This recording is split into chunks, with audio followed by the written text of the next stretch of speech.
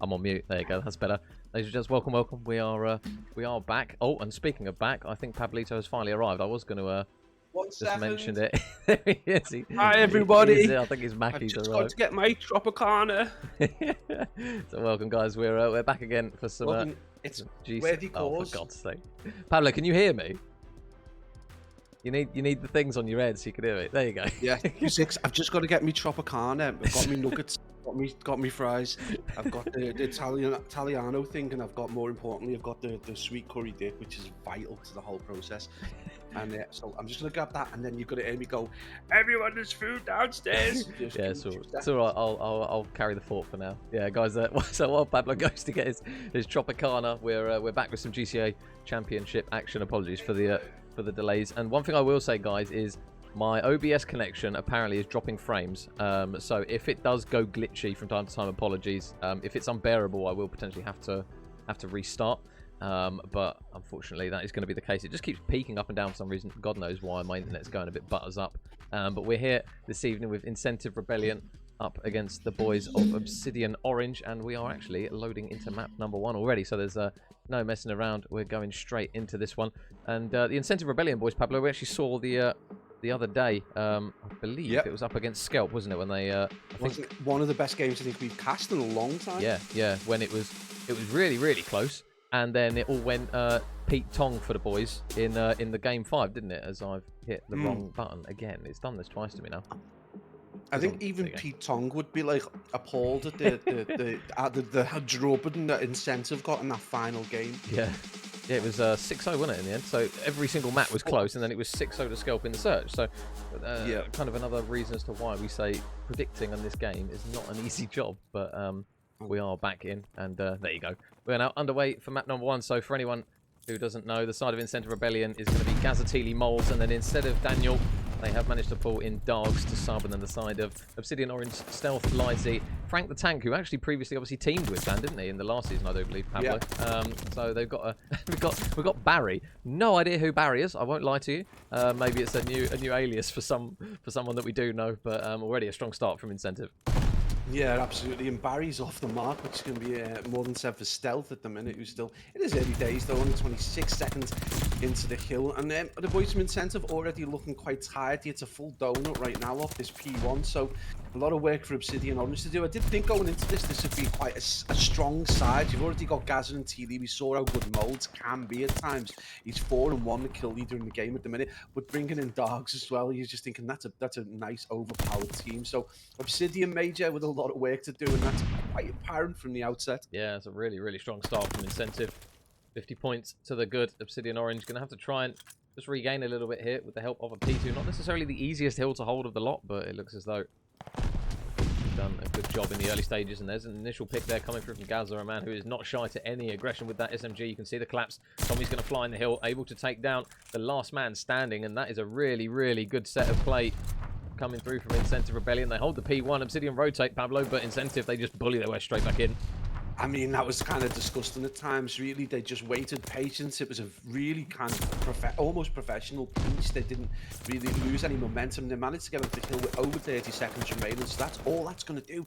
It's just engineer even more desperation out of Obsidian, who are about to get, a negative 60 deficit going into this. Dogs is going to be at the back, and you really don't want that AR facing down as you plow through tiles. It does look like Obsidian has got a bit of a mountain to climb already, as these ARs from Incentive Rebellion are just cutting them down. You can see across the board, Major, as well. Dards largely with the least interactions, and I think this is because he has rotated early, and he's just not got into that many confrontations because the rest of the team are absolutely slaying out. Yeah, Dog's just doing the dirty work at the moment. He's been sat out the back of this P3 for what feels like an absolute eternity. He's going to not be able to stop Barry from getting on the hill, so they are going to have to try and bully him out of it as he gets a lot of shots through to the dome, though, and it will be a clean man wipe there again from Incentive Rebellion, so a really strong start on the respawn as we come to expect from this team. Livesy is just waiting patiently to see if there's anyone to potentially take down from an important position. It looks as though Gaz is going to get some god timing, though.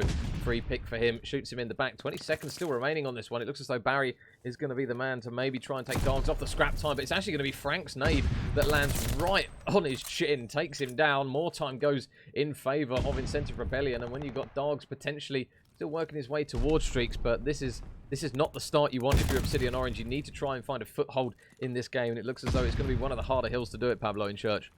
Yeah, absolutely. And in a close quarter hellhole that there is this religious bastion, and it is going to be Obsidian on the hill again. No, Major, we've seen this from previous the very second kill indeed, where they just got absolutely slaughtered off it. And you've got to say, Molds 14-8. I mean, I've maybe underplayed his ability, but again, against Scalp, it may have been a completely different kettle of fish. But this has been a hell of a display. We are seeing Obsidian though finally start to get some time on the board, and I don't know whether this is less to do with them and more to do with the fact that the incentive boys do seem to have slowed down their initial kind of very, very quick pace. So right now, nice hold, in, as you described, a difficult one to keep hold of. So many entrances, a couple of levels to think about. Been a nice hold from the boys in orange, and they brought this back to within 40 seconds. So hats off to them. I was going to say, you take that if you're Obsidian Orange at the moment. Barry with the pistol is going to make light work of Dogs. They still have Teely, though, over towards the new hill. And shout out to Shadow Knight for the follow. Thank you very much, buddy. Much appreciated. And now Tommy going to be locking down the front of the fort. And he's going to get taken down. It looks as though there's still going to be a lot of reinforcements, though, for Incentive Rebellion. As tacticals are exchanged, as we come to see on the P5 so many times. Frank and Barry, though, do combine for 2. Dogs replies with 1. But one man they've got to be careful of is Barry, once again, going through the bottom side of the hill. Will manage to take Molds down, who was that last man standing. And Lighty is working a bit of a pinch. Not going to come through for him on that occasion, though. You can see now everyone on the side of Obsidian Orange is pretty much locked into position. Barry is going to rely on a bit of help there, come through from the front while he holds the bottom, but the nade of Dogs is good, so it will allow the boys of Incentive Rebellion to get their way in the hill. But as we come to expect, Pablo, the standoff on P5 is real. Yeah, absolutely. I mean, this is one of the more difficult ones to hold in any way, shape, or form. And you've got to say, Obsidian Audience did a valiant job of just keeping that largely on the back of Barry, who was positive at the time, but really important 1v1 with Molds, which you would expected Molds to potentially get. His gun skill seems to be out of this world at the minute. But no, Barry absolutely does a great job. So it is going to be back to P1. And this is a completely different game than the one we hit at that P2, P3 stage. And in the second rotation, only 34 seconds in it. So Obsidian Orange have absolutely stepped up, and you talk about mid-game regains, well, they've absolutely done it, and largely on the back of what it seems to be a quality team ethic. Everyone, you know, pushing double figures, everyone seems to be getting involved, and more importantly, those interactions are maintaining. No one's dropped off, so good time across the board for all 4 players. Major, if anything, I think this is looking kind of cool for Obsidian. Look at that 3-piece right there. Oh my goodness, Lighty at the moment shopping through players. He was the man, I'll tell you what, we had to wait for, but it's been worth the wait as he's now on a 9 streak. Can't quite hit double figures, but the damage is done courtesy of him. They will now have the glide bomb to work with, and now we see that lead change. Obsidian Orange will now take the lead. It will, however, be just snapped away by Gaza for the time being, as he's going to have a lot of engagements in the bank here. But Frank, once again, tank by name, almost an enormous behemoth tank by nature, as he almost got the 3-piece. And oh, the raid from Sarah of 17 Sutuflican viewers. Thank you, Sarah. Hope you're well. Hope you're well. And happy birthday for the other day, Sarah. Happy birthday. Happy birthday as well, yeah. Lovely lady is. We are apologies, mate. Yeah, we are still on this P2 though, and again, it is going to be the boys from Incentive Rebellion who are stacking it large like they did in the first rotation. There's around 36 seconds remaining. Some windy ass shots coming out of T Lee there. That's not something we expected. Again, close quarters with the AR, not the easiest of opportunities to grab, and it's going to be Stealth just jumping onto the hill. Barry with a beautiful 2-piece takes down Dogs and T Lee, and that's going to major put Obsidian back into the driving seat if they're going to be able to get the remainder of this scrap time. And you can already see number 1 in Dogs again being given that responsibility to hold down P3. Enforcements are on their way in the shape of Molds, and that's a big bit of reinforcement right there. I think he's still the kill leader in the game at 22-18 with 1:21 major on the clock. Yeah, really good work from Obsidian Orange once again. Standing at a 20-point difference though, but now they've got to try and get the man on the hill. The difficulty though is that Dogs is going to come through fire, and you can see now they're going to start pushing out some of those lanes, but it's so difficult to do it on a P3. And Barry again with another couple of kills. The trades, are they going to be quick? Tommy's going to drop both, or 2. He gets 3 actually, that we were unfortunately not able to see. But now it's going to be Incentive Rebellion back in the driving seat again here over towards his P3. It's been a bit of a back and forth here as Frank is going to put a couple of MP40 bullets in the Swede of Molds, who is just going to stay down, but unfortunately the swamp of players there just going to be too much to overwhelm him on. There's one pick for Dogs, looking for the second onto Stealth, and Stealth gets a second as well, so nice work there from him to what looks to be the remainder of the scrap time. Molds is just toying with the idea actually of taking the man off the scrap time, so he will catch one man out, and it will actually be Incentive Rebellion scooping up the scrap time just to push that streak up a little bit further, though. Is Stealth down the P1 side, and at the moment, Pablo, you can see the glide bomb of Lidesy is still in the back pocket, but if Stealth gets one as well, that could be really important. Well, I mean, I honestly, from that end of that second rotation, Obsidian Orange haven't really looked back. And although Incentive Rebellion have got the lead ever so slightly, this was an absolute money hill for them in the previous rotation. So it is the boys now in red who've got to, consider doing something a little bit different. And Stealth is on an 8. Glide bomb, if he has a glide bomb, Leeds, he has a glide bomb. This is looking absolutely great. Not maybe for the next hill, but they might be able to use it to control, anyone trying to push through the other side of tiles. They could use it going into the P1. If we do even get that far, expect a heavy contest going into P5. So right now it is still Obsidian Orange with a little bit of work to do. And one player we haven't really talked about is someone who does take time to kind of build into the game a little bit, and that's going to be Gaza, 17 and 22. At any moment, it is the kind of player who can go off on a streak. So really, Incentive Rebellion, they've got the opportunity to do this, but Major again were on that really heavily contestable hill. Yeah, and they've got a lot of presence here in the early stages of this one, but look at Molds on the minimap, number 4, going to be going all the way around the back of tiles. Gaza's getting ready to push through bottom, so they're looking to try and make the perfect pinch here, and this kill out the back is going to be big, but Lidesy makes the reads again. Another important kill comes through for them. Gaza has managed to bully his way, though, through the bottom, and Tommy's actually going to get a couple of kills courtesy of a nade, and the auto just combining to take down 3. Lidesy, though, he can wait outside patiently, but they've not got a huge amount of time that they can afford to be patient with here at the moment, as it's now 2:32 on the board here for Incentive as it's getting messy. Another couple of kills comes through for Tommy. Stealth's going to try and push his way through the bottom of the hill, still leading the line, and we're actually going to see a glide bomb come through here, I believe, from Lidesy, so he's going to invest it. He knows the importance of it. It's not going to get a kill, though, and everyone's in the hill. No one's nearby. Incentive Rebellion, they are going to get this map done courtesy of some really aggressive play towards the end. And a typical Tuscan didn't quite go to the P1, Pablo, but we got very close. It's the old inverse bell curve, isn't it? They just went absolutely off at the start of the game, had a kind of like just off the boil middle part of the game, and at the very end they come good, largely on the back of Molds. But Obsidian initially looked like they were going to be problems for them, but they came back in strength, so this should be a good series. T. Lee with 20 non-traded kills is kind of impressive, but you've got to look to Molds. Huge amount of kills, huge amount of time, and that little lull that they went through in the middle of the game just proves that they can ramp it back up, and that's something we did see against Scalp. They did seem to have a plan B if things didn't work out. So yeah, it should be interesting. But we go into a completely different kind of pace and completely bail in, search and destroy. We're going to slow things right down. I'm just going to very quickly nip off and let my wife know exactly what food she's got. It's all good, mate. It's all good. So last time the boys of Incentive actually played this map, if you guys did miss it, was I believe the day before yesterday. All the days blow into one, but it was a 6-5 to Scalp, so they did actually drop this map, Incentive Rebellion. But yeah, as Pablo said, a much slower game mode and map, as we come to expect from a Berlin Search and Destroy. Very first pick heavy. We are actually tending to see a lot less snipers when it comes to a Berlin Search and Destroy. But yeah, if you guys are just hopping on board with us, this is a GCA Group B Championship game at the moment, and I would expect nothing less really from the series, the way it's been going. I will just I'll go back to the teams as well. If you guys are unsure about who is on whose teams, we got Lidesy, Frank, Stealth, and Barry might be Mindless, actually, thinking about it. That's the player that I assume it is, as that is the name that is missing. And then obviously the boys of Incentive Rebellion, you'll probably be well accustomed to these lads. Molds, Dogs, Mr. Tommy Lee, and Gaza filling out those 8 players. So as Mr. Pablito is now back, mate. Wife sorted. She's happy. She's got some food. There's a smile on her face. We're not gonna get interrupted with any random questions, so it's all good. Yeah, I was saying, Pablo, the on Berlin Search now, we don't really see snipers that much. We saw it, especially in the early game. There was a lot of it, but I think now it's been a case of, I think players are kind of realizing. Desert Siege we see snipers still, but I haven't seen a Berlin with a sniper for a while. At this level of COD, and even at COD Challengers, I think it's something that's just... It makes sense. I think teams are slowly realising that unless your sniper is literally bagging every first blood or doing really, really well, there's just that transitional kind of flexibility in a sniper isn't really there. If they get the bomb down A and you've got a sniper and you're watching B, it's like, I can't really offer as much here.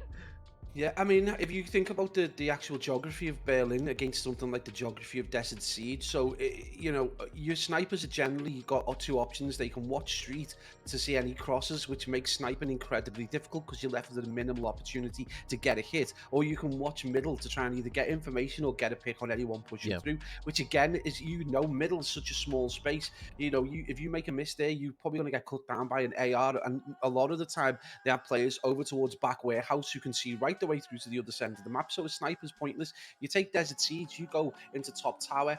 You've got that long run from the opposition. They've got to get to that B site. Or even if you push along to like the broken train area, you see Beans a lot of the time there taking up that position. It's just that long run. So there's not too much left and right movement. They just get a pick. So yeah, I think it's slowly but surely dawning on people that a couple of ARs makes a bit more sense. Yeah, the guys are spamming the Sues and Sueys at the moment. so let me just let the boys know I am ready to go. All Prone wants a Suey as well.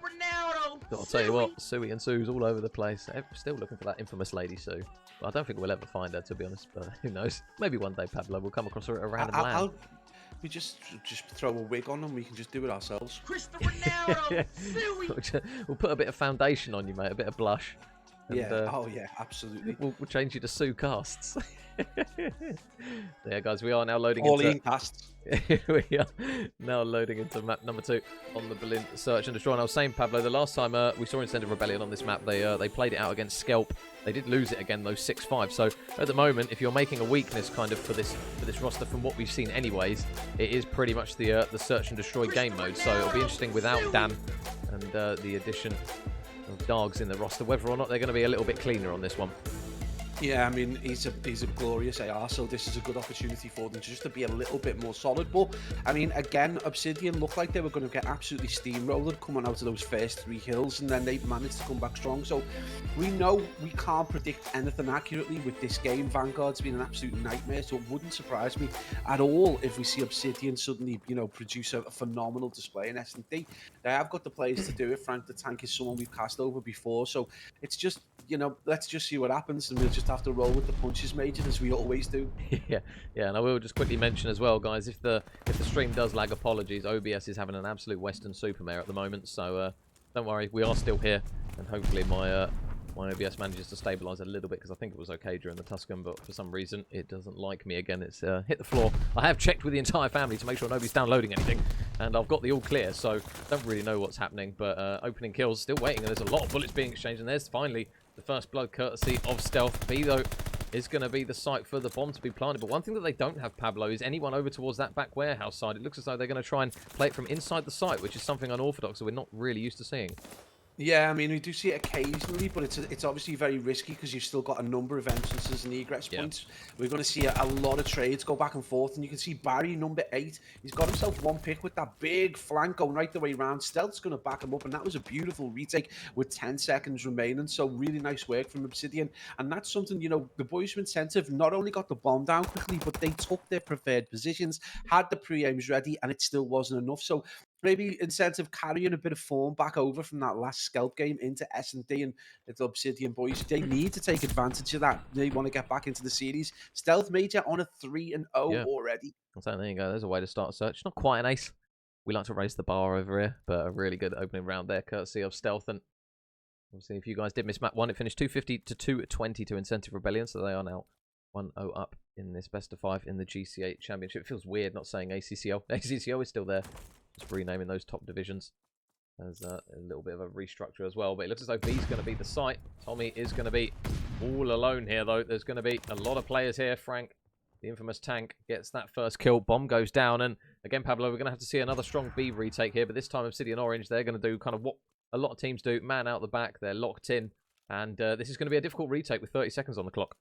Yeah, absolutely. They're in the preferred positions. They've got 2 players in the hill, and you can already see number 6. It's going to be Lighty. He's already suspicious of a potential move and flank around the back. Stealth gets that big important kill. That puts him on 4. And you've already got to start talking about streaks, and we're only in round 2. And with 21 seconds, it's going to be Gaza who manages to get a pick on Lighty. That's going to be a huge kill, though. Stealth makes it to 5, and with 14 seconds remaining, this defense is looking very, very good. And it's going to be Gaza all on his lonesome.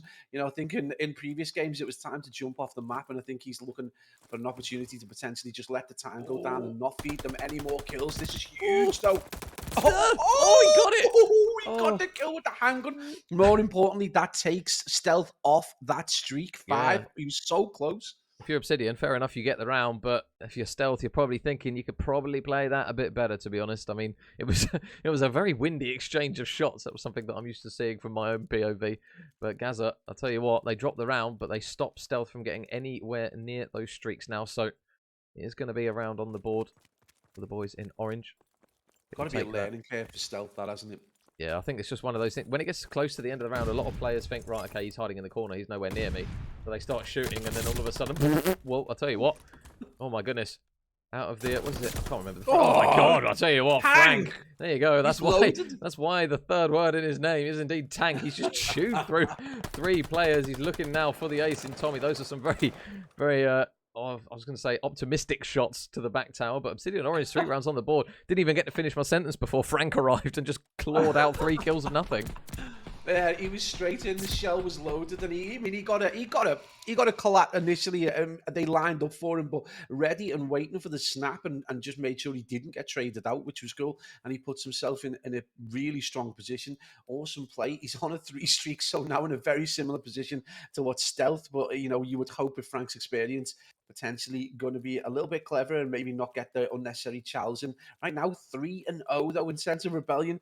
I mean, it's not over yet, but you've got to start asking questions about, you know, their S&D strategies. And finally, Major, a first blood goes the way of the team in red. Yeah, that stun that they threw over towards the I was going to say the man Barry, who was just trying to get over towards the site. It literally stopped him straight in his tracks, and Dogs just cut him down. And now Lidesy is in a position where he needs to go through 4 players all in a row. There's one. Can't quite get any more, though. And it will be around finally on the board to Incentive Rebellion. And, oh, Mr. Vossi, 13 months. Thank you very much, brother. I need to get a new emote for, or a new subs badge, apologies, for some more months here, because you guys are absolutely chewing through them. Thank you very much for the support. Mr. Vossi, hope you're well, brother.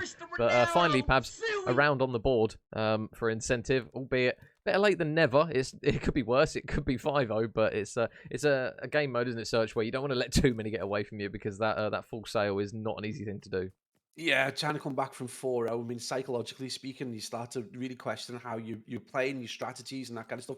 More importantly, a first blood going the way of Incentive, and they've won off the back of it, which is something they weren't able to do, you know, effectively against Scalp. So it is going to be stealth again with a big kill. We do see him get traded out. He drops Dogs, but Gaza is going to be there, albeit a little bit late to the party. It is going to be 3v3 Major with the bomb being planted over towards A. It is T. Lee on your screen right now, who's having a you know, uncharacteristically poor performance in this S&D. And I say that, Major, and it's the reverse of the case of the caster as he manages to get a kill. Yeah, and they do get another round on the board here at Incentive Rebellion. And this is what we saw kind of against Scalp, with a little bit of a tug of war on the Search and Destroy, where they let a few rounds get away from them. They clawed it back, and then all of a sudden Scalp came back with a roar. So good rounds on the board there. And Tommy notching up a couple of kills to go with it. So good work there from him and his team to reduce that deficit back down to 1. Yeah. And it will now be really good. Obsidian Orange back on the attacking side. So we'll see what they decide to do here. We haven't seen many aggressive pushes over towards the A site. Obviously, that last round that didn't pay off for Obsidian Orange was courtesy of an A push from Incentive Rebellion. So it looks as though that's exactly what they're going to do. Barry going to head up towards the site. But now, is he going to check in towards the office corner? One thing they've got to be careful of, actually, is the man coming through secret. But nice work there from Barry. Nice Gets the first blood. Frank does it, and that is bread and butter Search and Destroy there for those boys. Yeah, really nice. And, you know, that little bit of paranoia just causing him to go back and check secret. He manages to get the kill there. The support comes in, and that's a really nice, you know, that's a great regain when you consider they were just slowly but surely coming onto that back foot. In Sense of Rebellion, looking really good. And, you know, you got to ask the question, Gaza is someone we've really seen as being a big big respawn player, having a glorious S&D 6-2 on a 3 streak along with T. Lee. The duo catching up there. I have just literally swallowed the tiniest piece of fry into my mouth as well. If it's not a card for Pablo eating Matties, I don't know what you expect at this point, but it's now going to be Tommy, the last man up, needs a 1 versus 3 here, and I don't think he's going to have it with 9 seconds on the clock. So another round on the board for Obsidian Orange. They managed to push the deficit back out again to 4-2. Yeah. And Charlie with the sub. Thank you very much, buddy. 3 months. The badge looks good on you, brother. Thank you very much, Charlie. Hope you're well, mate. Hope you're well, and thank you for your support. and Yeah, it's now lessons need to be learned. yeah, Eating and don't talking. breathe fries, I think, is the lesson that we've learned in this one. They're so Moorish though when you suck them in like that. Lighty on a 1-4 though. I mean, I'm not going to say I'm biased, but he did actually take rain off my Vanguard and I had to reinstall it. So Lighty, this is what happens when you do that. You go 1-4 in S&D despite being 4-2 up. But in Central Rebellion, we're on a bit of a comeback, Major, but looks like it's been thwarted by not only Frank the Tank, who's on a 6-4, but Delta now on an 8-3, so great teamwork coming out to it. Frank could have absolutely decimated this, looking straight away for another trade, and right now, Incentive Rebellion Major haven't got an answer to Frank's insanity. Yeah, Frank is producing a lot of big kills. So too is Stealth, though. He can't go under the radar. 9-3 now from him. And Stealth, well, absolutely fries the last man there. And Obsidian Orange are roaring to a map 2 win here at the moment. 5-2 up now, and courtesy of Frank. And this man on your screen, Stealth, just going to rip through Gaza, who I do believe was weak. But it is now a really strong advantage for these lads. And Incentive Rebellion are going to pretty much need what kind of Scalp did to them, Pablo. They're going to need a really, really big regain here. And Dogs and Molds especially kind of struggling at the moment. So you would expect to see a bit more from those boys. I mean, it's not that unexpected that a player just drafted in is going to struggle in the more strategic game mode of S&D. So respawns just allow that little bit more flexibility in terms of your play style. He did get himself an interesting pick in the earlier round, but again, he's first-blooded again, and that's been this problem in this S&D, just taking up positions that are a little bit more predictable. So it is going to be 3v3 though. We did see Frank the Tank, which is a big kill. Stealth still is alive though, and with 1 minute on the clock. Bombs still yet to go down, but the boys from Obsidian appear to be in the sight.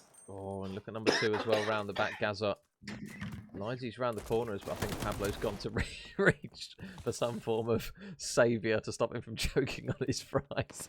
So it is now going to be 2 versus 2. Tommy and Molds up against Stealth and Lizy. And Stealth, again, hunting for what is going to be potentially his 11th kill here. Is he going to get fly straight in towards the site? And now it's all on Tommy. He will drop an Obsidian Orange. What a map from those boys. 6-2 on the scorecards in the end. The map 1 was close. Map 2, not so much as... I mean, what a strong performance in the map 2, Pablo. This is why you can't write off teams in Vanguard.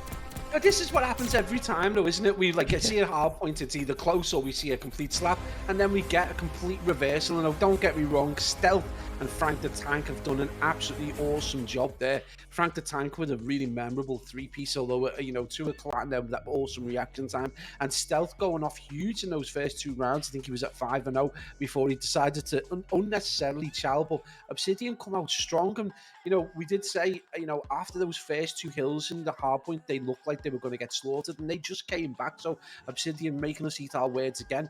And more importantly, we go into what you consider it could be a really interesting map. The V2 control, it's not one we haven't seen in the rotation in a few casts. I know we have had a bit of a break, but this could be, just as important. It's a very almost S&D like kind of vibe in this V2 control. So it could play into Obsidian's hands, and we do get to see that whether the team are going to, play the strategy a little bit differently. We go on about it all the time. Please send someone to B. Try and stop the clock. You have your players go to A and see if you can get that important tick over towards B nice and early. And that's, personally be interesting to see if we do see that strategy come out. Yeah, and I know before Hamza gets impatient, he needs his major soon. There you go, Hamza. You can stop moaning now, because we are now going to get ready in towards our map number 3. You need to stop eating. You need to stop inhaling food, Pabs. You need to chew. It feels like I'm saying it to your dog Zeppelin. It's like I had it with my lab. It's like you need to chew your food. You need to chew it. I understand. When you pull out the fries, you've got them and you're waiting to try and get like a relatively long one. I mean, you get like a little chunk. It was like a little tiny piece, and I've like gone to stuff them in, and I've just gone. And I've got like the world's most sensitive throat anyway, so it's just game over at that point. Apologies, stream. I literally had food at 9 o'clock this morning, and then it's like as soon as I've got in, I'm like, Major's like, you must cast, don't not cast. I was like, I'm so hungry though. I was like, I can get it pushed to 7:30 if we can try and persuade. So that's the winner. I can get Mackies in that time. This is the sacrifice we make. It's like if we want Pablo, we need to abide by potentially choking on food as he gets gets hungry. So that's just part of the And last, package. listen, the last time was just the worst time ever. Like choked and coughed for like a good half an hour. So this is an improvement. We're slowly getting back to the levels that you require of me, mate. We've both got to brush off the cobwebs, haven't we? I can't. The lobby's a little bit glitched, as I'm trying to desperately switch teams, but I can't currently just yet. Let me just let the boys know that I am ready. I think I'm pretty much good to go. But yeah, the boys of Incentive Rebellion, Pablo, are obviously going to be looking towards a another respawn game. We flagged up kind of the aggression that Gaza brings to the team, and he's now on a map where you can be aggressive, yes, but you've got to be very calculated with it on a Gav. You can't just mindlessly be pushing lanes on this map with an MP40. It'll be interesting to see whether we see kind of the potential for a four-man assault rifle meta. We've seen it a few times. A lot of teams do happily run 4 autos on this map, but if Gaza is going to run that SMG role, it'll be important that he does well. Whenever we see kind of the likes of Mr. Root J on this map, when he does well, as a result, his team does very, very well to boot to go with it as well. So you look to kind of those players to potentially make the impact on this one. It's when it comes to the SMG on this map, you've just got to be disciplined. You've got to maintain those kind of hot areas for SMGs. So you've got to be looking at inner ring. You've got to be looking at inside boats and top boat. Necessarily not looking out over the map, but just trying to maintain control within the boat. And then obviously you've got that kind of docks area where P5 is and around the back. You just got to concentrate on those areas. Don't be trying to get into long range confrontation and just make use of that SMG. Personally, I think they should just run the auto. For me, all eyes need to be on Dogs now. He had a really poor S&D, which isn't that surprising. He's been drafted in last minute. But now I'd just like to see how he is with the auto and what can be a difficult game mode when you've got pickups in the side. Yeah, and as mentioned, guys, I think it's just when the map loads. It might be since the Vanguard update, but unfortunately, we are going to drop a few frames. Apologies, guys, for the lag, and I will just quickly get a suit because it's Hayden. And he's obviously a beautiful man to watch over on Call of Duty. But Incentive Rebellion going to opt to go for that A point first, Pablo. No surprises coming through from these boys. Gaza is actually going to rock the auto. I'll tell you what, looks fairly comfortable with it. 3 kills right off the rip from him. Listen, he puts that much time into bots. I'm sure he's probably comfortable with every single weapon. I think he could probably throw an ACOG on there and still be fine. But yeah, Gaza puts good time in, and they've got themselves an absolutely quality bit of progression over towards A. Right now, Obsidian are struggling to try and get an angle more than anything else. And the boys from Incentive Rebellion pre-aiming really nicely and getting those kills. Right now, that's a huge life. So that's been brought down. No, Barry goes absolutely major. Not 1, not 2, but 3 big kills. Finally gets taken down by Molds. But that brought that deficit down from what was the 6, 7 lives right the way back down to 3, and Major were nearly tied for lives. Yeah, really good work there from Barry, who almost potentially with some good timing might have managed to get 4, but it is just going to be just a mediocre 3 from him, but a really nice bit of work nonetheless. And they're still going to be struggling to actually get any sort of progression over towards it. You can see that Tommy's going to try and get to the B point. There's nothing that comes of that, though. Gaza does manage to open up that A lane, though. One thing they've got to be careful of, though, is going to be Barry again, because he managed to sneak through a really good lane last time. Is he going to manage to get some really good timing again? I think Tommy has spotted him. I would anticipate he has as his teammate. Oh, but Barry gets a kill. Barry's looking for another one as well. And Dogs does finally shut him down with some good bit of timing and fortune. And it's now going to be 15 seconds left on the clock here. 3 life deficit. And now, all of a sudden, Pablo, instead they are kind of grappling just to try and get some sort of player on the point to stop the timer. Well, more importantly, they don't just need to stop the timer. They need ticks. They've got 2 ticks. You know, if they find themselves getting under the cosh at this kind of stage on their attacking round, this is going to be problematic for them. You know, they haven't even completed 1 zone, which is going to be an absolute worry. Molds is trying to do his work here. He's going to get taken down by DF and Vess and Barry. And Barry, another 6 and 5, has been solid and stable right the way through this entire series. And it's going to be, again, the boys have managed to get over to A. They get the ticks over towards A as well, which Major is vital for them right now. If they are able to do anything in the last minute of this game, they're going to have to do it with only 3 players remaining. So, 2 lives, plays 14. I don't know how fortunate Gaza and Molds are feeling at the moment. Molds is now going to be the last man, all alone down beachside. Might as well pop his brolly up and try and catch some rays. He does spot Barry. He's just going to think better of it, though, and try and get to the point. So at least he knows roughly where one player is. They're not going to anticipate this. So here comes the 180 of arrows on the mini-map. Here they come. The Surge now are going to try and push their way onto the point. Molds is very much dead, and he does for Obsidian and Orange take the first round, and fairly comfortably, Pablo, especially in terms of lives. What was that, 14 to 0 in the end, I think it finished. Yeah, when you consider the strength of incentives start to that game, they got themselves a 7 life advantage, but Barry was having none of that and brought it right the way back down. Then Obsidian just took over. More vital, though, the most important kill, probably the last one that stops the boys from incentive being able to get that all-important 4th tick, which can, you know, give you that defensive side if the game does go on. But right now, Obsidian just looking very, very strong. And I'm just wondering what incentive can do, because right now, obviously, Dogs is on the struggle bus. We've got Molds on the struggle bus. We've got T-Lee on the struggle bus. Gaz is the only one close to being even positive. And it's been a huge letdown for them. They need to pick things up and need to regain desperately. Yeah, and they are going to look to try and go towards the B point first. Number 5, though, Stealth.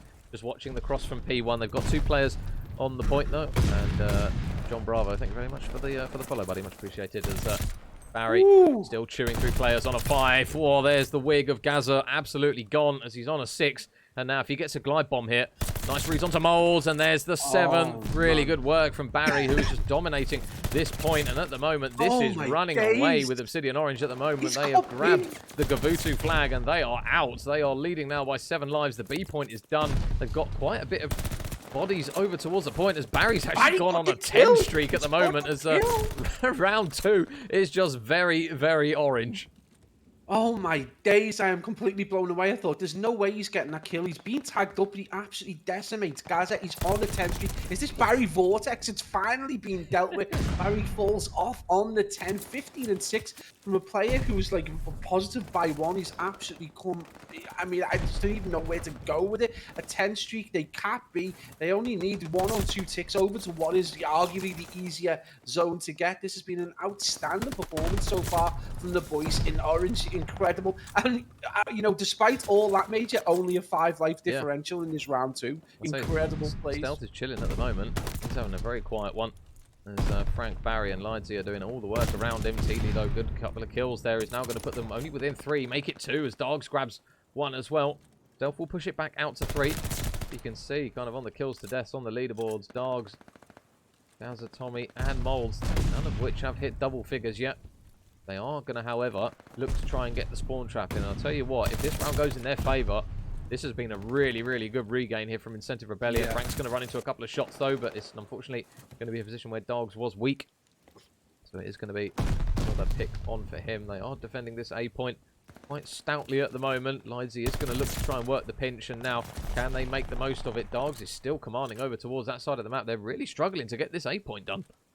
Yeah, absolutely, and this is going to be huge. You know, you're quite right to point out, if Incentive Rebellion able to keep it like this keeps essentially things level. I mean, if you know, if they carry on like this, it's going to come down to lives, which you would argue Obsidian are well ahead in that respect. But right now, with only 17 seconds remaining, not a single zone captured on the A point, they've managed to, you know, produce an absolute comeback despite that kind of lack of slaying that's coming out of the team. So great resilience, great determination coming out of the boys from Incentive Rebellion. And now Gaz is going to look to try and clear off some more bodies off the point. He has got a lot of help with him. Only 8 seconds, though. They're going to have to go. There's one pick that comes through, and another comes through from Tommy. So this is looking doable. 3 versus 3. It's going to be really mixy on the point. Barry's going to get shot in the back. Another pick comes through for Tommy. Molds falls, though. And now it's all on Dogs.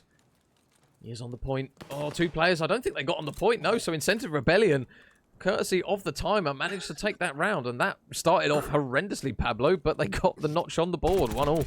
Yeah, they got the notch, but it comes at the cost of 2 more zone ticks. So they you know, the A zone not quite capped, but they did manage to get 2 ticks over. So right now it is 5-3 in terms of those capped zones. So Obsidian still in the driving seat, but there's a long way to go, and that is a point on the board for Incentive. And we know that this can be a team that warms up over time. So expect to see Gaza get a few more kills. I think Dogs is definitely enjoying this particular map and mode more than any of the previous 2.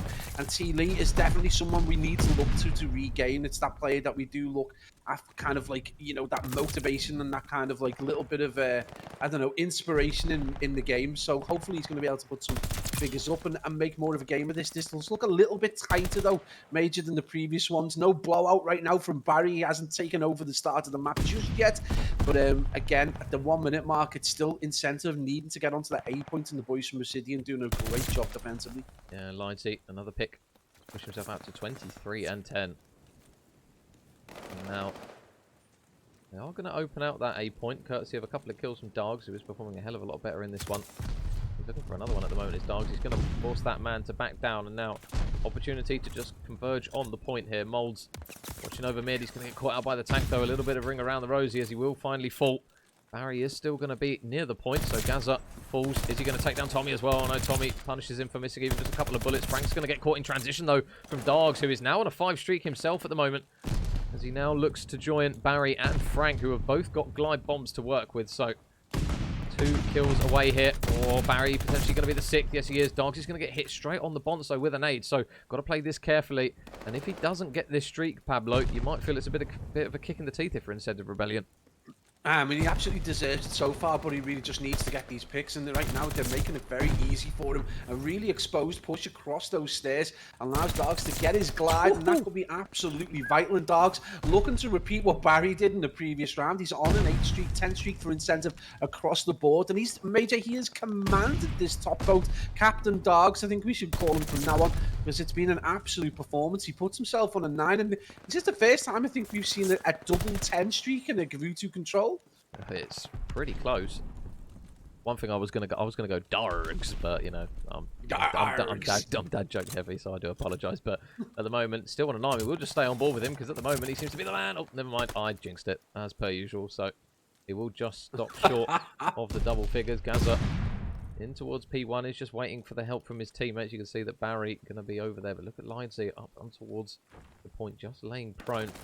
Waiting for the right time to strike. It's going to spot Tommy down low, and there's one for him. He's going to try and reposition, but nothing comes of it. And look at number 4, Molds. He manages to slip through, and now this is an opportunity to get this progression done. 3 on the point. The progression is now going to absolutely fly up on the bar. First tick done. Barry needs a big kill. Does manage to grab one, and we are actually going to see a glide bomb come through, courtesy of Frank. Unfortunately, we did just catch the latter end of it, but it will take Dargs out, and a smart investing of the streaks there, Pablo, because that was looking rather bleak. Yeah, absolutely, and I think they realise they want to try and maintain that slight zone advantage. With 25 seconds to go, it's going to be very difficult for the boys to get back onto the point and get a tick. You can see Dargs now trying to reciprocate with his own glide. He is going to take down Lidsey, but again, they do need to make use of that and try and rush onto that point and get some picks. They are going to get put down in transition. It is going to be stealth. You know, he's had limited contribution to this game, but when he has got kills, they have been kind of important.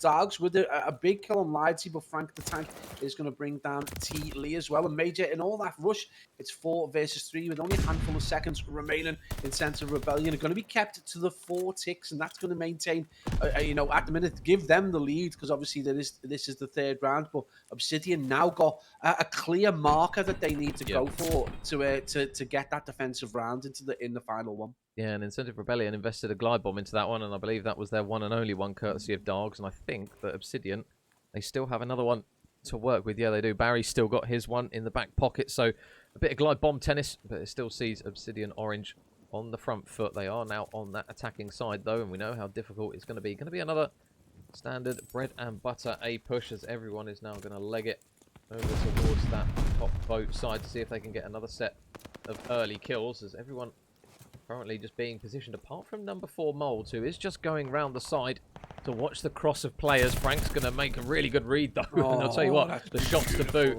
as he takes that man down, and a bit of an opportunity to maybe get on the point soon. Yeah, absolutely, and he's read that perfectly. Stealth gets another big kill, and although he is slightly on the deficit in terms of kills, the kills he has got again have been, you know, valuable for the boys of Obsidian. That is going to get them onto that A point, and they're going to get that first zone. And this is the worry for Incentive: is are they going to be able to keep these off of either kill long enough to marry up and potentially get that defensive side? And I just don't think they're going to be able to do it right now. You can see those orange arrows just pinching in towards that zone, and there doesn't appear to be any discussion, Major, about going for B. They are going to get this A zone picked, and that's going to put the pressure right back onto Incentive Rebellion. and it's gonna be really difficult for them. And you can see already 4 arrows all the way across top and bottom both. They are determined to get this A zone by hook or by crook. Lighty with a huge 3-piece. I almost thought he got the full wipe then, but Barry is going to complete that, and that's going to give them a huge advantage as well. 21 plays 13, and Major, you've got to really say that unreal performance right now from the young Dutch wonder kid and Lighty. Yeah, they are doing a really good job, especially in terms of lives. So instead of Rebellion, they're going to need another huge regain like they did in that other round where they were getting battered and somehow managed to claw their way back. But another pick comes through from Lidsey to reduce that life count to 12. So they haven't got many more goes at this Incentive Rebellion when it comes to waves of lives. If they're going to try and dig their feet in here, you can see that Tommy is so far out the back here. King of the jungle is going to fall though. No lion's mane for you, Mr. Tommy. And it's now going to be a position where Molds is going to have to try and keep an eye on the back. So there's one for him. The trade, though, comes through from Stealth, and it looks as though... Oh, no! Oh, he's managed to absolutely... days. He's absolutely fried Tommy in that one. I'm not sure whether Tommy ran out of ammo or the shots were just catching the Gavutu Sea Breeze, but my God, what a moment again. Tommy still located out the back, but all this carnage is just pushing Stealth onto more potential streaks, and oh my God, the 6th is now in. The last thing they're going to want to do here, Pablo, is feed him the 7th. I mean, they don't need a glide at this point. That would put Incentive really under the cosh. It's already 2-1 now. Anyway. The last alive game is done and dusted. I mean, Major, from start to finish there, that was absolute dominance. And, you know, you got to consider in that game, Incentive Rebellion had a player on a 9 streak, and it still wasn't even close enough to put the team under pressure. Huge plays from Lidsey, who ends up the kill leader, and we've got a 10 streak heroics coming out of Barry. 25 non-traded. Lidsey with 27 non-traded offensive kills. 19 offensive kills. Are you messing me? The kid went absolutely off. But yeah, huge plays from Obsidian.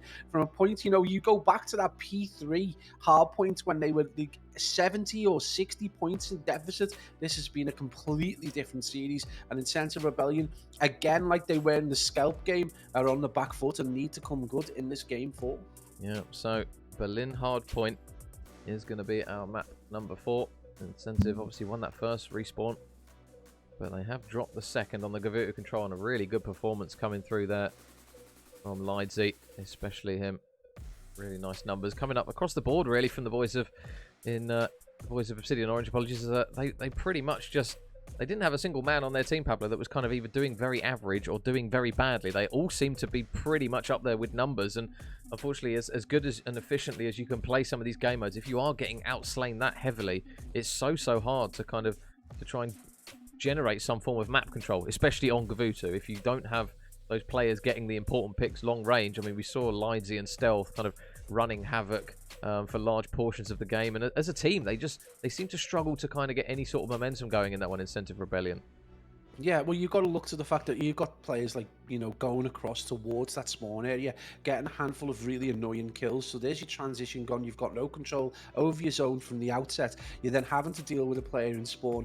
You finally get that player dealt with, make a transition to the zone. You've got to either break in or get control of it. And then even if you cap that, you're trying to get across to the next zone. You're getting absolutely slaughtered in transition. And the boys from Obsidian, I mean, Lidsey was just having fun throughout that game. His shots were just unerring. His hit reg was absolutely perfect. And obviously the same can be said for Barry, who went on that 10 streak. You know, Stealth started off really slow. I think at one point he was like 6 and 12. At one point he had this just really slow start. But, you know, towards the end of the game, he started getting really important picks. And one of the most important ones, I think, was when he's taken that player off the zone when he was about to get a tick, potentially. And I think that was super important. That kept him potentially in the lead. So if it did go to that round 5, they were going to be able to have the defensive side anyway. So huge space from Obsidian. And right now, it's a Rebellion. They're just so on the back foot. I genuinely can't see them doing particularly well in this Berlin hardpoint. I want them to make me eat me words. We just need to see a resurgence more than anyone else from T-Lee. Yeah.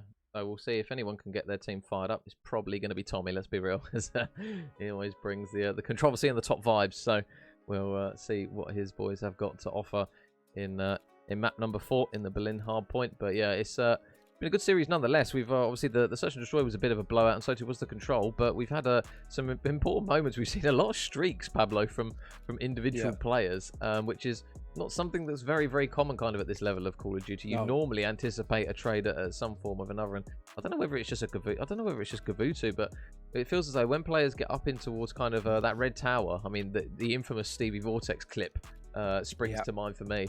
It's one of those maps where if you can get yourself locked in and kind of running around the spawn, almost causing havoc, it's very difficult to track players. And courtesy of a few of their players, Barry especially, I think did he get the 11th kill, or did he stop on 10? I think he got took down. It was Gaza who actually tagged him up, and he still managed to get the kill on Gaza, going to 10. And you know, more than anything else, if you compare those two big streaks between Dargs and Barry, Dargs was fundamentally, I think, more strategically important because he able to control that top boat for so long. Barry's was just more impressive because he got it in every part of the goddamn map. He was like, you know, he jumps onto boat, gets a 3-piece, jumps through boat, goes under cliff, gets a couple of kills there. He's in their spawn. He finds himself all the way through P1. He ends his streak over towards that B tube carrier and gets a kill on Gaza to end the streak. So you've got this huge travail across Gavutu to get that streak. Strategically speaking, you know, it's great to get the kills. It may not have been fundamentally as important at the time as Dogs is, when he gets, you know, complete control of that boat and essentially gives three ticks that incentive we're never likely to get. He basically guarantees some, you know, that there's still a fight in the game. So you've really got to say hats off to Dogs on that, but the rest of the team just fell off. Incredibly, and I think, you know, it was incredibly. I think as well in Gavutu is when you kind of compare it to Tuscan, that B point, for example, if you get a 4-man wipe and stack B, it is so hard to retake the point. All you need is that one opening. Whereas with Tuscan, we see players get a lot of kills, they get on the B point, and then the players coming off spawn can just nade it instantly, and it feels as though it's really hard. You've got to either dodge nades or kind of huddle together as penguins and try and just take flak for each other independently rather than getting taken off the point. So it's a map that definitely punishes teams that kind of, rather than wait for reinforcements, kind of start solo challing and start going one at a time, because it's a very easy point to stack and push. But we're going from kind of a slow-paced map, Paolo, to, again, relatively structured, relatively slow-paced in Berlin. Obviously not as slow as like a Gavutu Control, but again, you're looking for those assault rifle players. I mean, we saw Gaza, he was rocking the auto right off the rip, kind of struggled with it though towards the later stages of it, but it just goes to show the importance of, we talk about SMG players and how explosive they can be, but if you've got a consistent assault rifle player or set of assault rifle players, it makes maps like Berlin a hell of a lot easier. Yeah, you've got, obviously, like, especially with Gavutu Control, you want to rock an auto because most of your encounters are going to be that medium to long range. It's very rare that even inside boat, especially because, you know, once you're in that position, once you're inside bottom boat, you're pre-aim an area. You know, you obviously just take a pick. You're not going to be able to watch stairs. You're not going to be able to watch broken. You're not going to be able to watch the front. So you just take a pick and pre-aim, and all of them are relatively going to be, you know, that medium to long range.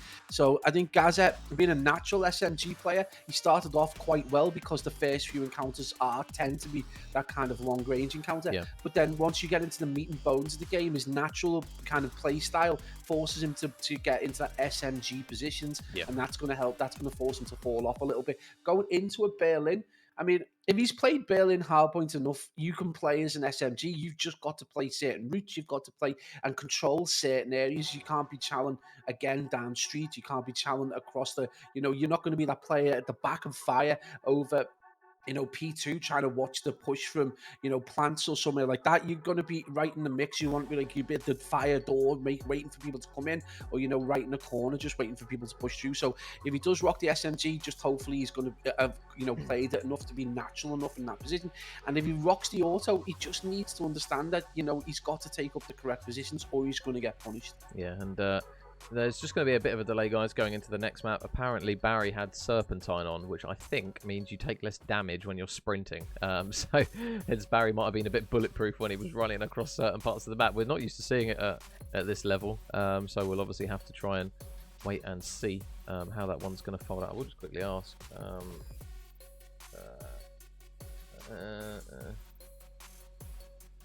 I'll just ask. Can you message them and just say that I've got a crispy chicken Italiano just Oh. sat next to me. Is it the the chicken Italiano? To be fair, when I had that one, I didn't actually quite. I prefer the beef one. I prefer there you go. There's your clip. Get him to hurry up. Pablo's chicken's waiting for him. Yeah, no, I had that one, and I was a bit. It's all right. But it looks. Mate, I've eaten ice cream on bread before now, so Major, I'm not like it's gonna taste glorious. Do you know what I mean? It's gonna be fine. I think I've put crispy pancakes on bread before now as well. Crispy pancakes on bread? Did you just say? Yeah, it's a difficult one to eat. It's a dangerous food to eat though, because Dangerous if you food. yeah, because crispy pancakes have got that like super hot filling. And if you bite into them, then and they come out at the sides, it can burn the sides of your face. So you end up with like a Joker-like smile. This isn't from any kind of experience, by the way. But yeah, stay off the crispy pancakes. Watch out for them.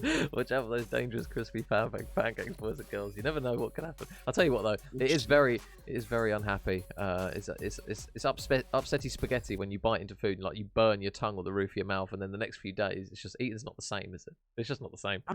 Mate, I'm like a dog. I don't care. you just eat through the pain. Like you're in a Zeppelin and just go for it. 100%. Just an update: the guys are actually checking with admins.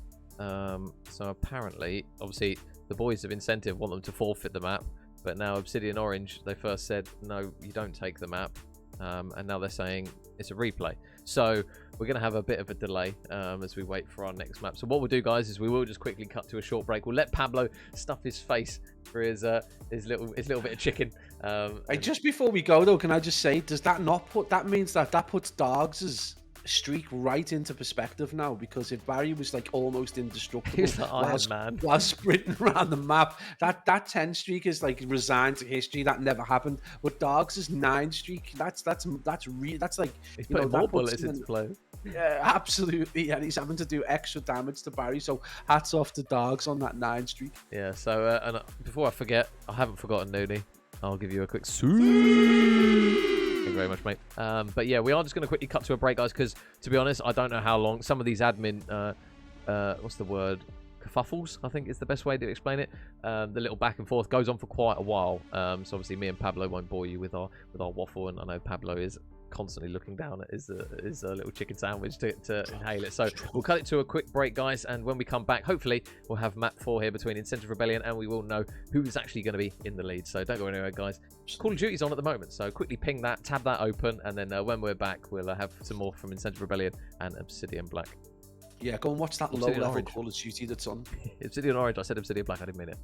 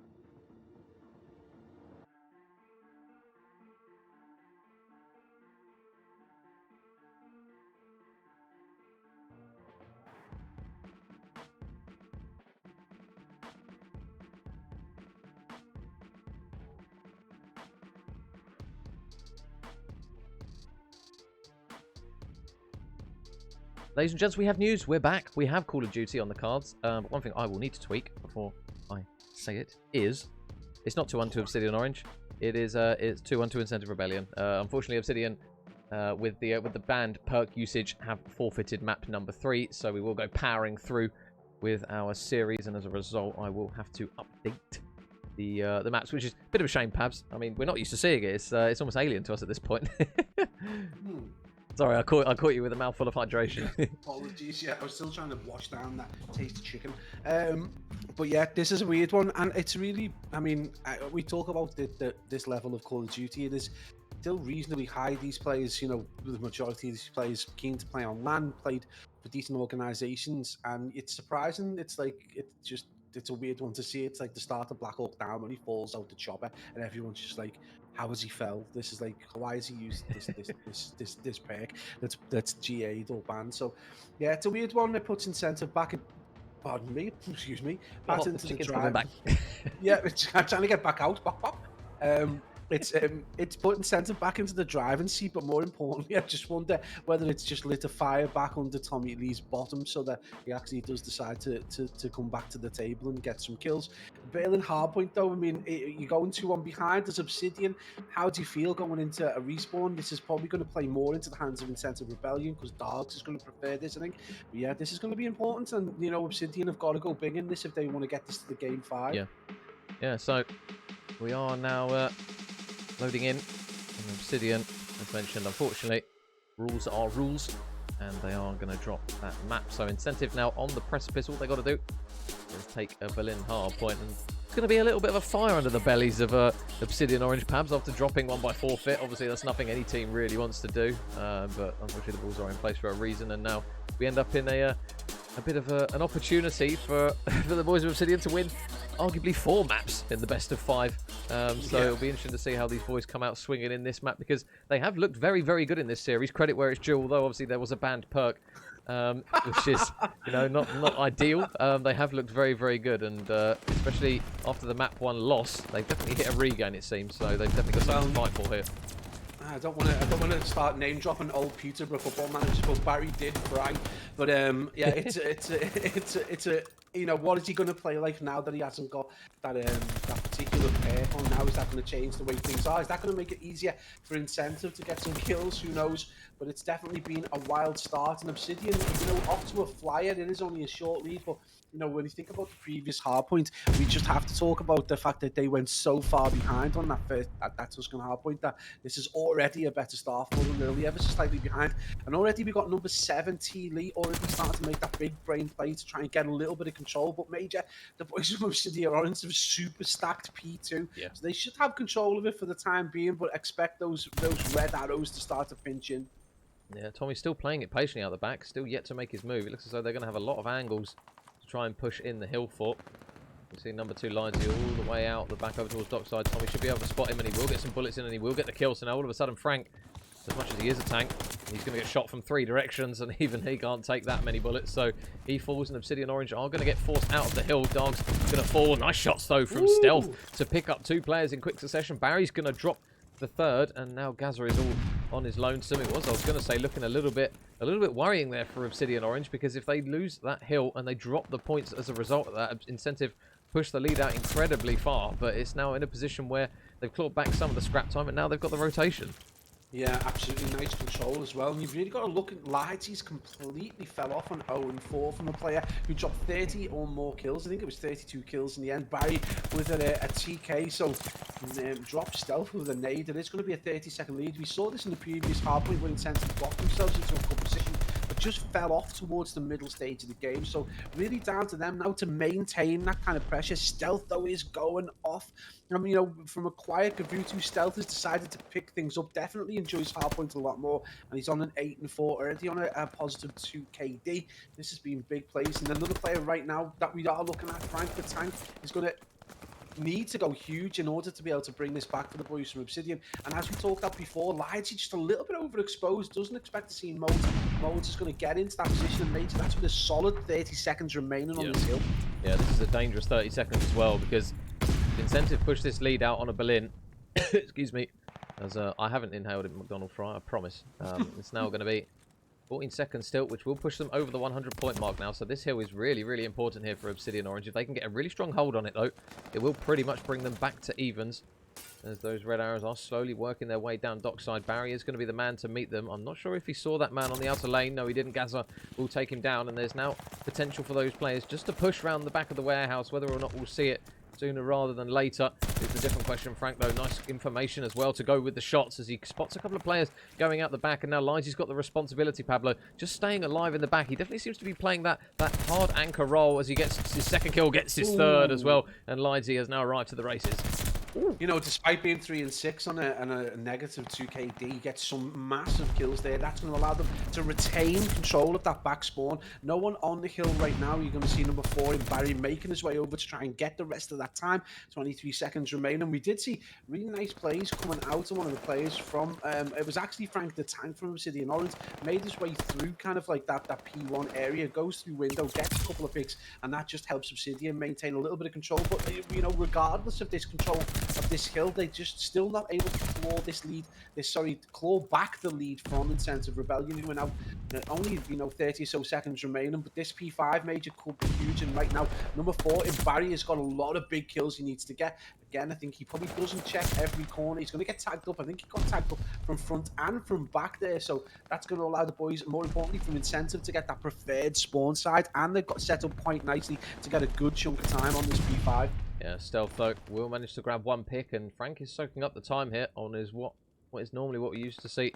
There's a very heavily contested P5, but teams are slowly starting to get huge chunks of times on this hill.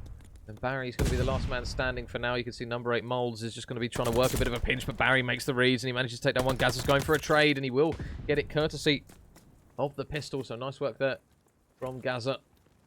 Incentive Rebellion still hold on for a little bit of a lead, but not going to be a huge amount now. There's one kill though coming through for Tommy. Barry again though, never present for the trade. And now, as you mentioned, Pablo, they are locked into P1, and this hill isn't necessarily the easiest to break. No, it's not, especially if you're already set up, and you can see it's going to be number 4, Barry, coming around. I don't think he's going to realise that player is as close as he would have expected. It's Tommy with that very forward position, and that's going to give them control of plants, control of fire, control of P1. This is going to be so difficult for the boys from Obsidian Orange to break. Frank the Tank, though, loads the shells. He does finally get taken down, and it's going to be a 3-man wipe for the team in Orange, and Barry looking to replicate his performance in the earlier rounds. He's gone 11 and 13, so Major, that's really been the sea change in this game. As Barry obviously previously with the unwarranted perk on has absolutely fell off in terms of performance. 11 and 13, but more importantly, he has maintained time, so he's kept them in the fight. 1 minute 15 seconds coming out of that player, so huge plays. Tommy though is looking to try and maintain control over towards that middle, and you know he's top third, and there's going to be that push towards P2. Dockside is completely covered now. Unusually, it is going to be only one Obsidian player in P2, but he does the work. Frank the Tank gets the second kill and gives them potentially the kind of, he needs this third though, Major. He needs that third. The support comes in, and Obsidian Orange go into the lead. Yeah, so now Obsidian Orange, best foot forward. They are now in the lead by around 20 points. T. Lee, though, is going to push his way in, but the trade comes through instantly again from Barry. And now they're in a position where they've got an opportunity here to really start to chunk away at some of this time here, just to push the lead out even further. Gazza's going to get an important pick as Lighty was, I'm not sure if that was one of those spooky spawns where you end up looking up at the ceiling, but Tommy's just still going to mop up those remaining players. There's nobody currently on the hill from either side, and there's still 20 seconds of good time, but you can see that both teams are pretty much committed to going over towards the new hill. They will finally meet, though. Barry, again, going to be the man with an important gunfight on his hands. He's not going to win it, though, and Stealth now has got a really big responsibility to win the gunfight out the back. Nothing comes of it. Incentive Rebellion looking as though they're going to get set up for this P3, and they've had a couple of moments, Pablo, where they've been opportune to get set up, but Obsidian have managed to somehow slip their way through the net, so it'll be interesting to see if they can do it once more.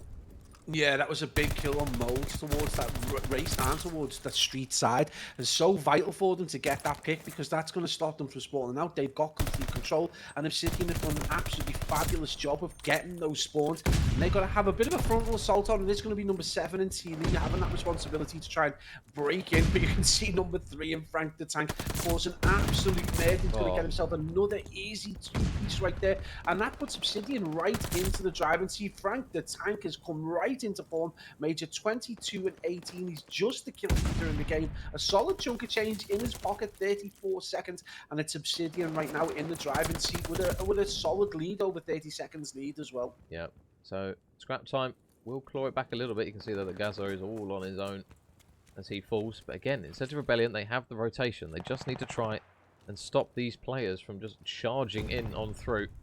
This hill is one of the harder ones to do it on, and Barry with the SMG ideally wants an AR in that position, but he's not going to be able to get the kill. He will, however, back one player down just a little bit. Tommy is soaking up the time while all this madness is going on around him, and you can see now that Barry has got the opportunity to work his way around the back. Can he manage to get the kill onto Tommy on the hill? It's a really big moment here, and it's going to be a kill that comes through for Barry. So those back spawns over towards Warehouse are now going to be in Obsidian Orange's favour.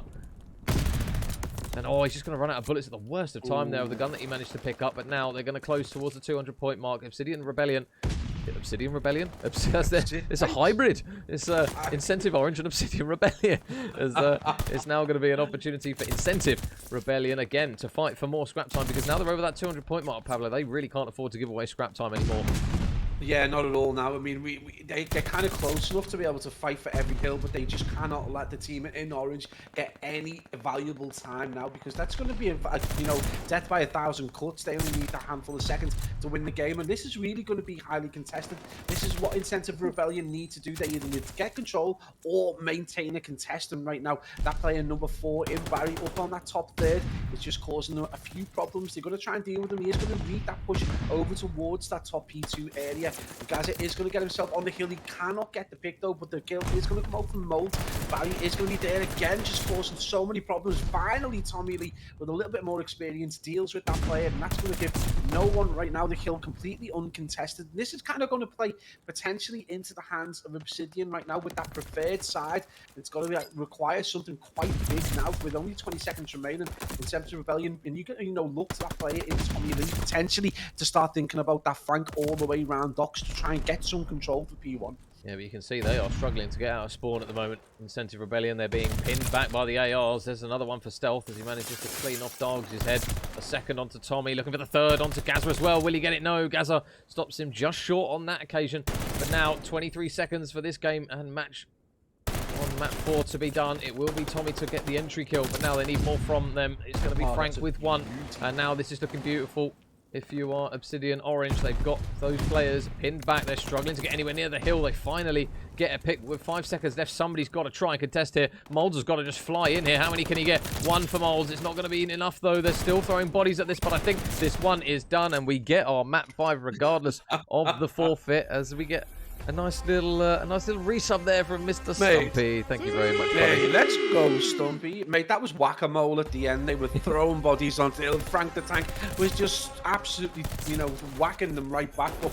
Huge play to Obsidian. Really nice controlled play towards the end as well. Frank the Tank going huge, 27 and 25. Stealth creepily 28 and 29, but nice plays from Obsidian all round. Really, really clever play towards the end as well. They get that preferred side on P5. That gives them the spawns for P1. They're able to see it out. Incentive, those last handful of kills towards the latter part of that second rotation, they kind of looked a little all at sea. Now, if you're an Incentive Rebellion fan, you've been here before. You've been at this Game 5. They really do need to make 100% improvement on their previous Game 5 S&D. I don't know why I've typed 220. I had the number 220 in my head. It wasn't. It was 180. There you go. And quick shout out as well. Alp with the 6th month sub. Thank you very much, Alp. Hope you're well, handsome. I haven't seen you in the chat for ages. Thank you very much. A big shout out there to Stumpy and Alp for the resubs. And yeah, I mean, we get our Game 5. It's going to be courtesy of potentially an Obsidian, as I mentioned, 4-map win, which is new. He said, hey, let's go, Major and Pablo. Good to hear your voices and see you again. Are you still in the US survey, Stumpy, or are you finally back yet? I can't remember what the last thing you told me was, but good to see a returning name. And the last search, Pablo, very one-sided, 6-2 for the boys of Obsidian. Incentive never really got going, and now they're going to be in a position where they're going to have to take it on a kind of a very back and forth search and destroy, which might actually favour them just a little bit. We flagged that kind of Gaza on the SMG, a bit of an easier map to do it on is a Tuscan than on a Berlin. So I think we could get another close matchup here, but then Who are we to predict Vanguard? Because my God, how many times have we got it wrong? Well, I mean, you think about it, in the previous 14 rounds of S&D, they've won 2, so this isn't, they require like a huge step up, and you know, this is going to be a good opportunity for them to do it. The thing is, Obsidian really do look like a much more structured team, and obviously Dogs being picked up is going to put them under a bit of pressure for incentive.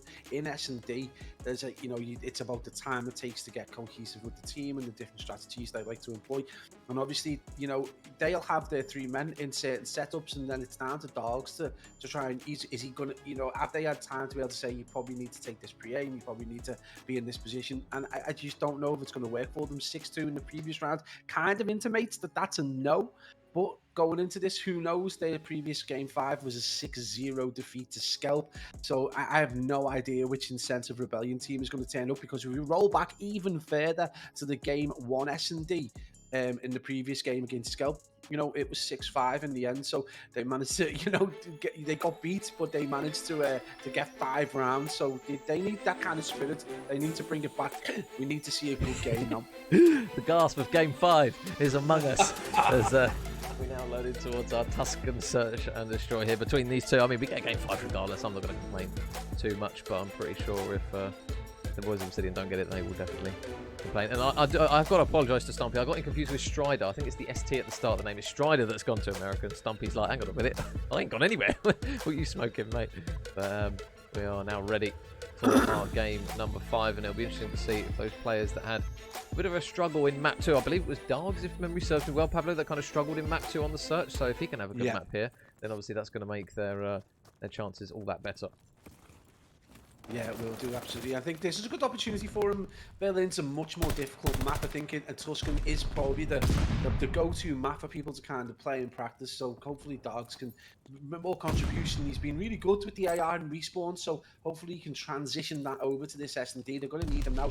More importantly, though, Tommy Lee was the other player that really didn't get off the mark very well in that S&D. So this is another big one for him. But again, Obsidian Orange, very strong. They have had the first blood, so Frank Tank has gone down, and it is going to be Gaza with that first kill. Another player again who played really well in the S&D, who struggled in the respawns, which is kind of the reverse of how he normally plays. He's going to get shots in, so he's got that information, Major, with 40 seconds to go. It is still going to be a 3v4, and Bomb is yet to go down.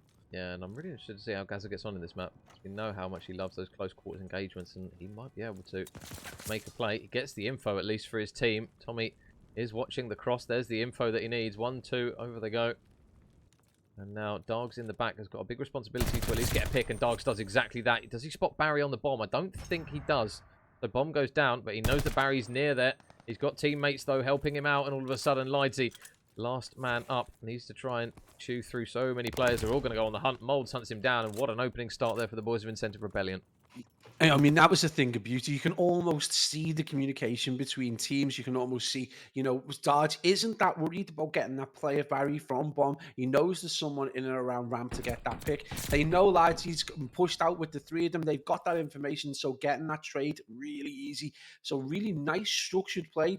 And the nice one, you've got to really say hats off to Tommy Lee, that kind of discipline and trigger control to not just start laying down fire when he sees those players. He gets the information, is able to coordinate aside. So a really strong start for Incentive Rebellion.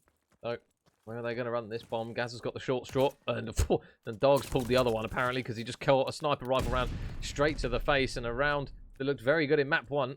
In round 1, has now entered into round 2, and it's looking very, very bleak as both Dogs and Gaza fall almost instantly.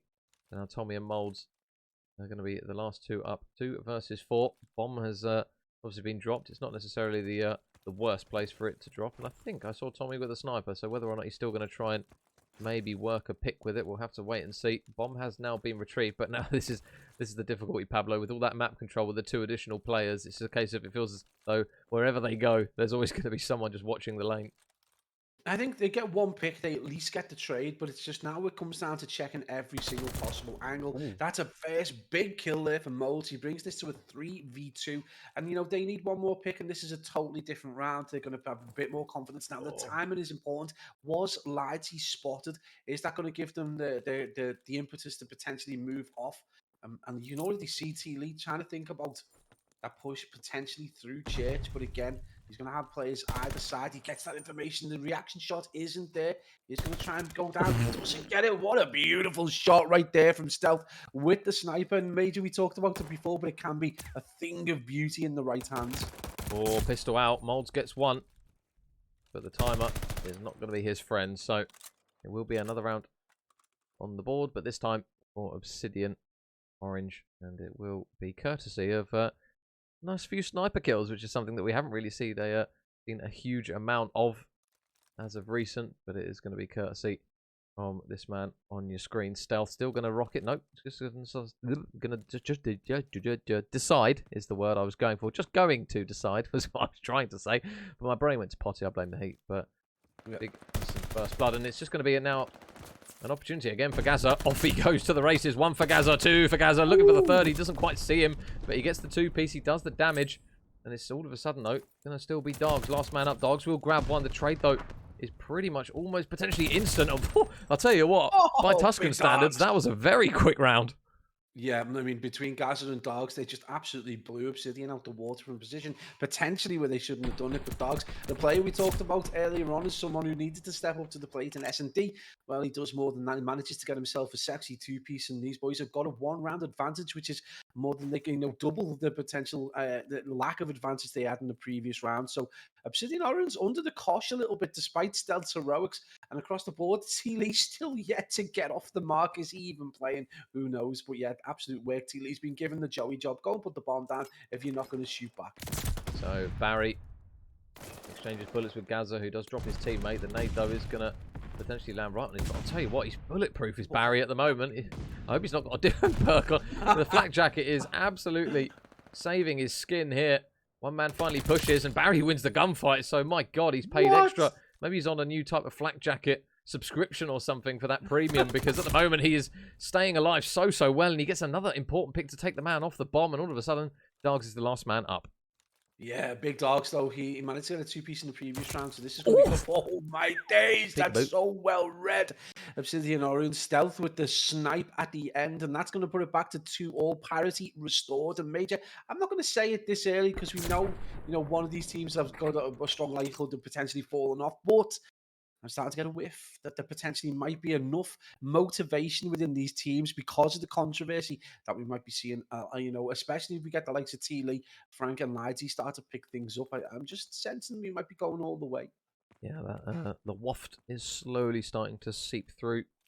Kind of like when you're walking around a random street and you go, oh, someone's smoking weed. Just that infamous waft that you get, that we always seem to get on some of these game 5s. But Gaza is going to be in towards middle map. Tommy's going to be, I believe, watching over the cross, and he will get some more bullets into... I'm going to start calling him Bulletproof Barry, because he just stays alive when you think he's dead to rights. Frankie's going to get a couple of bullets to the head, and Tommy must be like, hang on a minute, I'm running out of bullets here. I still haven't got a kill. Stealth gets the first blood as well through all the madness. As the bomb does go down to B, Lidesy is just watching that pinch, and Dogs again, all of a sudden, last man up after what feels as though one Obsidian Orange player should have at least dropped, but somehow they are just surviving everything.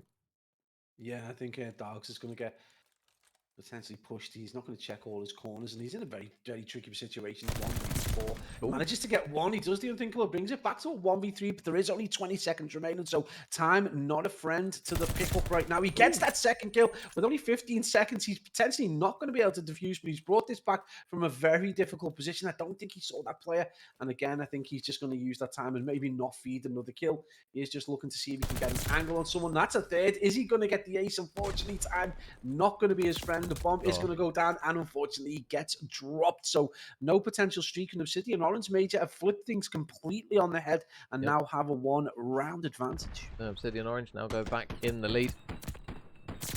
And it will be Frank the Tank just getting that final kill in. So it'll be interesting to see what they decide to do in this next round as we slowly start to hit the middle portion of the game, because I suppose this is where teams slightly get a feel of what they're up to, Pablo and Tuscan, especially with kind of the limitations that you have. So, and it's usually the team that kind of adapts the quickest that usually sees the best results from it, as it looks as though Incentive are going to try and maybe run this bomb over towards B.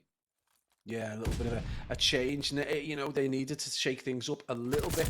You can see already the players starting to think about maybe backtracking up. Number 4 in Barry is just going to take that position over towards the back to see if you can use that AR to get a little bit of advantage. But they've changed things completely on the head. They decided to try and transition through that lower P5 area and try and get across towards that A site. And again, though, this looks like it's a bit of a failed mission. They already look like they're second guessing themselves as there's orange arrows confidently pointing in the correct direction and just going to be waiting for that push across. I think Barry's going to have his hands full very soon. The boys in red just waiting for a little bit of support. I think they're going to rely on number 7 and Tommy to just see if he can get any information. This is the key factor now, Major. It comes down to whether Incentive Rebellion can get any information. And right now, those orange arrows look prepped and ready for a fight. There he is. Iron Man himself. Barry. Is the stun going to tag him up? It's not. So they're not going to get any sort of information that there's a player there. And Frank will take down Tommy. So Stealth has been backed up. They are going to converge on him in towards bottom church. He will manage to get the melee out, but it won't be enough to drop that player. Gaz is going to fly around the back, but Lidesy manages to take him down. And now Mold's last man up. They know where he is, though. He gets tracked down. He gets dropped, and it's another round on the board for Obsidian Orange. We saw this kind of in map 2, Pablo, where they started to get a bit of a surge of rounds, and they're doing exactly the same here in game 5. They just really set up very quickly. They're very confident in their ability. They didn't look like they expected any flank. You got T. Lee over towards fire. He did look like he was potentially going to push down that long left-hand side, but he just didn't bother in the end, puts through. And that just allows the boys in orange to basically contract in and just get the picks. And that's just being unfortunate for Incentive, who, again, just to be frank, when they looked like they were pushing B, just looked like they did no decisive communication, no decision maker, no one saying no, go to that bomb site. So right now, indecision costing them dearly. Frank has managed to get himself in towards bottom mid, and he's going to fly straight around the corner, and he meets Molds on the other side of the entrance in towards bottom church. And bomb goes down here. Barry has planted, and I do believe it is for that preferred top fire side. So now Incentive Rebellion, they're going to have to be quick on the adaptation here. They're going to have to try and clear out Stealth in towards top fire, because he's going to be that last man standing. He's going to take down Frank, but you can see now here's Stealth waiting for the next pick, and he's not going to fall. Gaza gets bullets in, but it's not going to be enough. Tommy's now the last man up. He needs a 1 versus 3 here. Is he going to check that corner that Barry is in? He's going to run straight towards Lidesy. There's one for him. He's anticipating that player's up there. Does spot Barry as well, but Barry punishes him for missing a few bullets. Obsidian take another round, and this is looking very, very reminiscent of map 2 now, Pablo. It's deja vu almost. Yeah, a little bit bleak, and unusually Tommy with very, very windy shots. He's usually someone we, consider to be highly accurate with the AR. Well, he's not being like that today. It's just fallen off a little bit, and I think, the controversy of the wrong perk being used and the kind of pressure that they've been put under in S&D recently, starting to play on the mind a little bit. And, if you're Incentive Rebellion, it is back to the drawing board. Unless they can perform what would be a Tuscan miracle, they really do need to think about potentially working on the S&D a little bit more. Stealth. Do not peek. The man has been quick scoping people all day. Do not peek Stealth. And it's already Major a 3v1. Oh man, Molds has got to go through them all. No, absolutely nothing. Obsidian Orange, I'll tell you what, their respawn was looking good, but their search is looking immaculate at the moment. 6-2, they take it. They take the series even with the map 3 forfeit. And they do exactly what we said, Pablo. They managed to win 4 maps for a series. First thing I think we've seen in Vanguard, to be fair, but a big amount of skill on this team in Search and Destroy. They've won both of the searches 6-2. They won the Control and map 4 as well. So a very strong roster at the moment, because this Incentive Rebellion team is nothing to scoff at.